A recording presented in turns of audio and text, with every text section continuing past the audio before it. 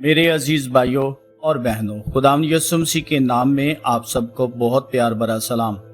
एक लम्हे के लिए रुक जाइए, अपने फ़ोन को मत रखें, ये वीडियो मत छोड़ें। ज़रा तसव्वुर करें, अगर इस वक्त यीशु आपके बिल्कुल सामने बैठे हों, आपकी तरफ देख रहे हों और आपसे कहें, मेरे बच्चे मुझे बताओ, तुम्हारे दिल पर सबसे ज़्यादा बोझ क्या है?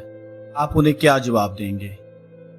क्या आप कहेंगे, खुदावंद मैं बीमारी से थक गया हूँ, मेरा कर्ज मुझे परेशान कर रहा है, मेरे घर में सुकून नहीं, मैं रात को रोता हूँ लेकिन किसी को बता नहीं सकता। या शायद आप कहें, यीशु मैं बाहर से मुस्कुरा रहा हूँ लेकिन अंदर से बिल्कुल टूट चुका हूँ।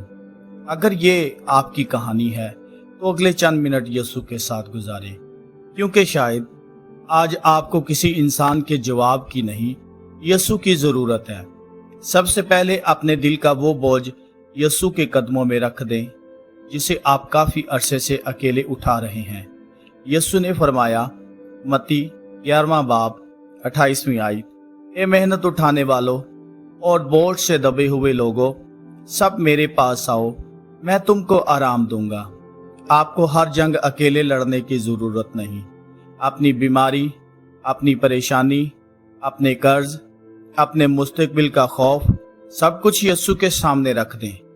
अब एक लम्हे के लिए आंखें बंद करें और दिल से कहें, खुदावंद यीशु, आज जो बोझ मैं खुद नहीं उठा सकता, आज तेरे हवाले करता हूँ। मेरे दिल को अपना आराम अता कर।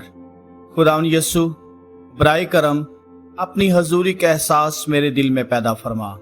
याद रखें, आपका बोझ जितना बड़ा है, खुदा की कुदरत आपके बोझ से कहीं बड़ी है।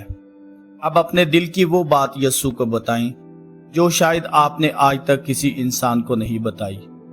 शायद आपके आंसू किसी ने नहीं देखे लेकिन यीशु ने देखे हैं।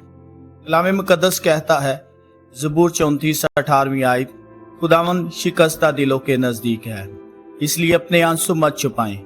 अपने दिल पर हाथ रखें और कहें, खुदावंद यीशु, आप मेरे हर आंसू, हर जख्म और हर छुपी हुई तकलीफ को जानते हैं। जो बात मैं किसी को नहीं बता सकता वो आज आपको बताता हूँ। मेरे टूटे हुए दिल को अपनी मोहब्बत से छू। और शायद आज आपको सबसे ज़्यादा मसले के बदलने की नहीं, अपने अंदर यीशु की मौजूदगी महसूस करने की ज़रूरत है। अब अगर माजी आपका पीछा कर रहा है, अगर कोई गलती बार बार आपके जहन में आती है, अगर आप खुद को माफ़ नहीं कर पा रहे, तो सलीब की तरफ देखें। यीशु मसीह आपको आपके माजी से ज़्यादा नहीं देखते। अगर आप सच्चे दिल से तौबा करते हैं तो खुदा के पास माफ़ी है। कलाम कहता है, पहला यूहन्ना 1 बाब 9वीं आयत, अगर हम अपने गुनाहों का इकरार करें तो वो हमारे गुनाहों को माफ़ करने और हमें हर नाराज़गी से पाक करने में वफादार और आदिल है। आप दिल से कहें, खुदावंद यीशु, मैं अपने गुनाहों और अपनी गलतियों का इकरार करता हूँ, मुझे माफ़ कर, मेरे दिल को पाक कर, मुझे अपने रास्ते पर चलने की तौफीक दे और मेरे माजी के बोझ से मुझे आज़ाद कर। आपकी कहानी आपके माजी पर ख़त्म नहीं होती। यीशु के साथ एक नई शुरुआत मुमकिन है। अब ज़रा अपने इस मसले को याद करें जिसके बारे में आप सोचते हैं इसका कोई रास्ता नहीं। शायद इंसानों के नज़दीक रास्ता ना हो, लेकिन खुदा के लिए रास्ता बनाना नामुमकिन नहीं। खुदावंद फरमाता है, यिर्मयाह 29वां बाब 11वीं आयत, क्योंकि मैं तुम्हारे हक में अपने ख्यालात को जानता हूँ। खुदावंद फरमाता है, यानी सलामती के ख्यालात, बुराई के नहीं। इसका मतलब ये नहीं कि हर मसला फौरन हमारी मर्जी के मुताबिक ख़त्म हो जाए, लेकिन इसका मतलब ये ज़रूर है कि आपकी ज़िंदगी खुदा के हाथ से बाहर नहीं है।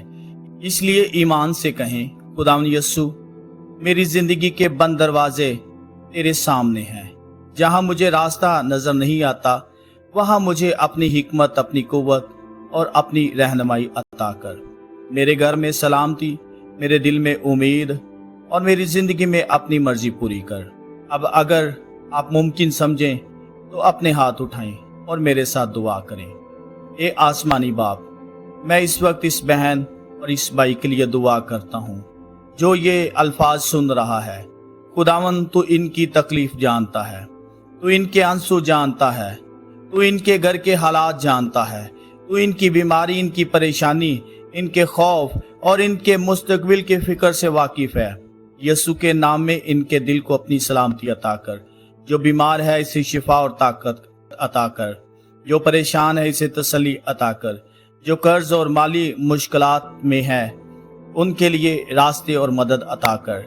जिसका घर टूटने के करीब है वहाँ मोहब्बत, माफ़ी और सलामती पैदा कर। ए खुदावंद इनकी ज़िंदगी को अपनी हजूरी से भर दे। इन्हें याद दिला कि वो अकेले नहीं। हम ये सब कुछ यीशु मसीह के नाम में मांगते हैं, आमीन। अगर आपने ये दुआ दिल से की है तो कमेंट में ये लिखें, यीशु मैं अपना बोझ तेरे सुपुर्द करता हूँ। और इस वीडियो को उस शख्स तक ज़रूर पहुँचाएँ जो इस वक्त खामोशी से किसी मुश्किल से गुजर रहा है। शायद आपका एक शेर किसी टूटे हुए दिल तक यीशु की उम्मीद पहुंचा दे। खुदावंद आप सबको बरकत दे, आमीन।